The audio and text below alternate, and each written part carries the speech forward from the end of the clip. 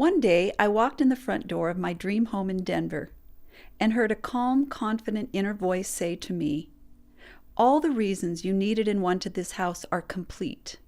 Go." I was a single 57-year-old entrepreneur. I loved my life just the way it was and had no plans to change anything. Nevertheless, the message was unequivocal. It was simply time to go. Unfortunately, the voice did not say go where. My house sold in 60 days. I gave away nearly all my belongings. And then I embarked on a make-it-up-as-you-go global adventure for 3 years. I'm so blessed to have had this opportunity. So to pay it forward, I'd like to share with you the lessons I learned along the way. Right before my house closing, I went into each room, thanked it, and I sobbed so hard I thought I'd lose a lung. Then a peace came over me.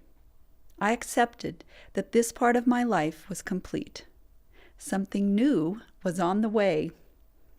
I've come to understand that life is a continuous coming together and a falling apart. When we stop railing at this inevitable cycle, we find peace with what is.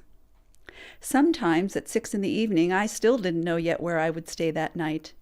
But something always turned up, often from where I least expected it, and way better than I'd hoped for. A woman in Kauai asked me to house sit for 3 months. An Australian, a friend of a friend, left the house key under the mat.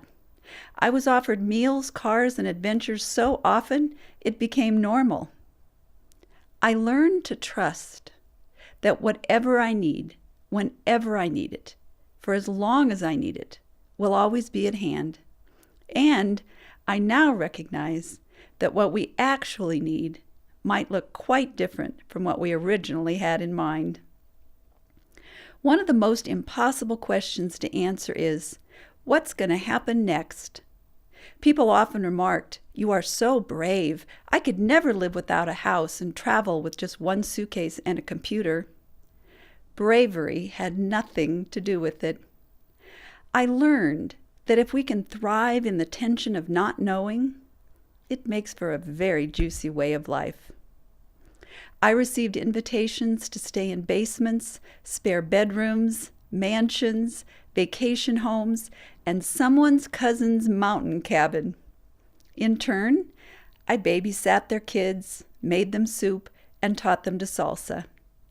At each home, I tried to craft something beautiful before I left, brightening up a nursery with a hand-painted mirror, from this to this, giving new life to an old lamp, and sometimes transforming entire rooms, such as this dining room, from this to this. Before my journey began, I was a good giver, but not a very good receiver. What I've learned is that people want to help. Let them. It's good for everyone.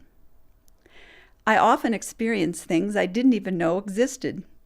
One night, I was invited to be a grape sorter at my friend's vineyard in Oregon, beginning the next day at 5 a.m. It was a once-in-a-lifetime experience, ending in a feast of food and wine on the hillside. Another time, I was invited to stay in a one-room hotel that was actually a working crane on the Bering Sea. I biked to the tulip fields in the Netherlands and took the wrong turn on a hike through the Australian Blue Mountains, ending up in the spectacular Valley of Water. In my previous life, I often overprepared, overscheduled, and felt overwhelmed.